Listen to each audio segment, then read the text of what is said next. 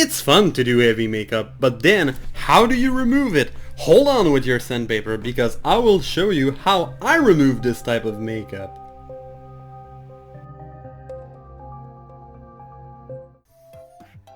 Hello shapeshifter and doppelgangers alike, I'm MattyG Cosplay and welcome to my channel. So in today's video I want to show you how to remove heavy makeup, because I made a lot of tutorial explaining how to put all this makeup on your face to recreate the makeup look that I do, but I never showed in any video how to remove it afterwards.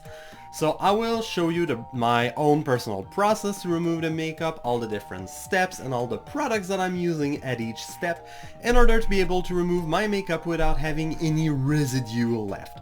So before we jump into the subject, just some quick reminder, you can give a like and subscribe to the channel in order to see more cosplay SFX makeup tips and tricks. You can also follow me on Instagram to see pictures of my makeup, and you can find the link in the description.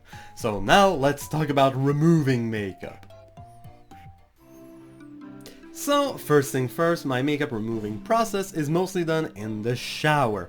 So with time I tried many different ways of removing my makeup, but it's just the fastest and the most efficient. Earlier on I was removing, or at least trying to remove my makeup using makeup removing wipes, but it was just taking forever, it was not really efficient. If you want to see me try to remove a whole face of makeup using makeup removing wipes, I did a whole video about it reviewing some makeup removing wipes by Patrick Starr. But yeah, because my whole process is in the shower, that's why I will not show me removing my makeup. Oh, I know you lovely degenerates, you would like to see me bring the camera in the shower to see my godly naked body, but you will have to contain your desires because I will not do it. I mean, yeah, Buddha is a god, Ganesh as well, so it's kind of true. Basically what I'll do is I will explain all the different steps and the products, but know that most of it is done in the shower. It's also just very more efficient because most of my makeups are done with water activated paint, so doing it in the shower really helped to remove the water activated paint really easily. So now that's being said, let's talk about the first step. So the first step is kind of optional and really depend on the type of makeup that I'm doing, but basically it is to remove all the prosthetics I have glued on my face. So I will stay pretty minimalistic about my explanations on that because I could make a whole video about removing prosthetics.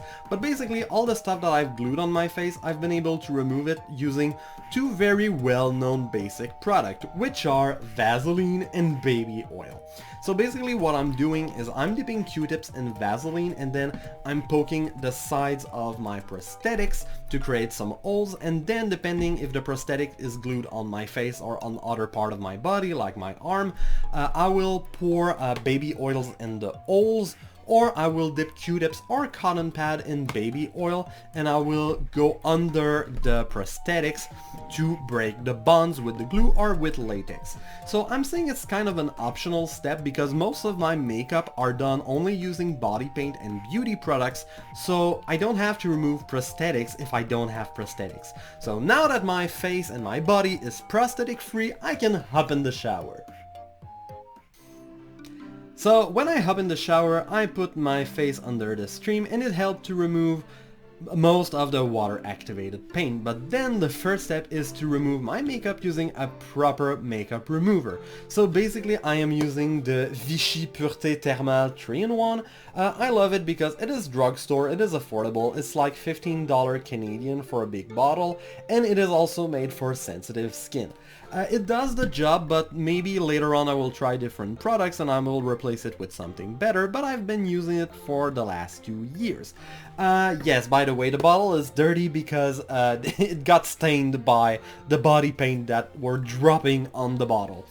So before using that, actually I was using regular body soap or hand soap, and it made my skin really bad. It is really important to use products that are designed for the face, because basically doing it once per week, I was not saying that bad effects, but if I was doing two makeups in the same week and removing it using hand soap, my skin got really dry. It started to got flaky. So I went into the drugstore, ask them if they had any suggestion, and that's what they recommended to me, and I've been using it since. So I also love the fact that if I'm using it alone, not in the shower, it will really leave my skin very soft. So basically what I'm doing is I'm doing 2 rounds of using makeup remover. The first one is I pour it on my fingers and I rub it all across my face, starting with the center. And then for the second round, I'm also pouring it on my finger, but then I'm applying it on the top of my head, rubbing my ears and the back of my neck. I do 2 rounds because the product will grab body paint and it will move the body paint around if you kind of spread it too far. So that's why I'm doing one round really focused on the center on the face, and another round really focused on things that are around. So at this step, most of the makeup is removed, at least most of the body paint is removed. So now I'm able to move to the second step. So for the second step in the shower, I'm using this product. Is it the Saint Eve Apricot Scrub? Hang him by the tonsils! Triggered! Calm down, I'm not using it on my whole face, I'm only using it on one particular part of my face, and it's to help to remove the glue in my eyebrows. So basically, when I'm doing my makeup, I am concealing my eyebrows using the glue stick method. And I'm putting around 5 or 6 layers of glue on my eyebrows. But then the water and the makeup remover really help to get a lot of the glue out, but it's not enough to remove all of it, especially like the first layers. So for that I need a physical exfoliator. For those who don't know why there's such a big deal with the Saint Eve Apricot Scrub, it's because it is probably the most well-known and easily available physical exfoliator. Basically, physical exfoliator are kind of controversial because they can be too harsh on the skin, especially on the long run. So you're using a product to try to improve your skin, but in fact you're going way too harsh and it makes your skin way worse on the long run. So yeah, what I'm doing is I apply it on the top of my fingers and then I'm rubbing it that way to really get all the rest of the glue out of my eyebrows. So once it's done, I can then move to the next step. So the third step in the shower is to cleanse my face, and I'm doing it the right way. I'm not using the Saint Eve Apricot Scrub for that, but I'm doing it the right way using a chemical exfoliator. So basically I am using the Pure Skin Face Cleanser by First Aid Beauty. I love it because it is really gentle, it is fragrance free, and it is for sensitive skin. Basically at this step most of my makeup is already removed, but I'm using it, I'm cleansing my face to prevent, to do a deep clean and prevent me from getting clogged pore.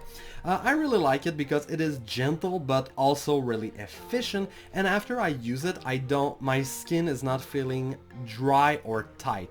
I've tried many cleanser and all the other were making my skin feel dry or tight, and this is the only one I've tried so far that doesn't do that. So just be careful. I'm using it in the shower, so just keep your eyes and mouth closed because it tastes bad and can be hurtful for the eyes. So, but it is really gentle and works really well. So after that, I'm showering the rest of my body because some of the body paint can have dripped, especially on my chest. So I'm just cleaning all the rest of my body, and now everything in the shower is done and I can move out of the shower to do the other steps. So even after a full shower, I generally have some makeup left on my face. Basically, I generally have some makeup around my eyes, on the top or back of my head, on my ears, and on my neck. So I first start by removing the rest of the makeup that is on my eye. Sometimes for some makeup, I'm able to remove most of my eye makeup in the shower, but even still, I will still do that step to make sure I removed all of it. So for that step, I'm using a waterproof makeup remover. I'm using this one that comes in 2 phases from Sephora. Funnily, it doesn't say the same thing in French or in English. In English, it says it's with cornflower extract, and in French, it says it's with blueberry extract. I just wanted to point that out, but it's still a very good product. So basically I'm putting it on a cotton pad. So I'm putting the cotton pad on my eye. I'm letting it sit for like 4 or 5 seconds, making it work. Then I'm gently rubbing it. Then after that I'm bending it like that, so I'm able to go on the waterline. And then I'm using the other side and I'm going in my ears to all the crevices to make sure that I remove most of it. So yeah, at this point I'm doing it 2 times with 2 cotton pads to do each sides of my face. After that I may have some makeup on the top of my head, my ears and my neck, and for that I'm using a makeup removing wipe. Generally 1 is enough.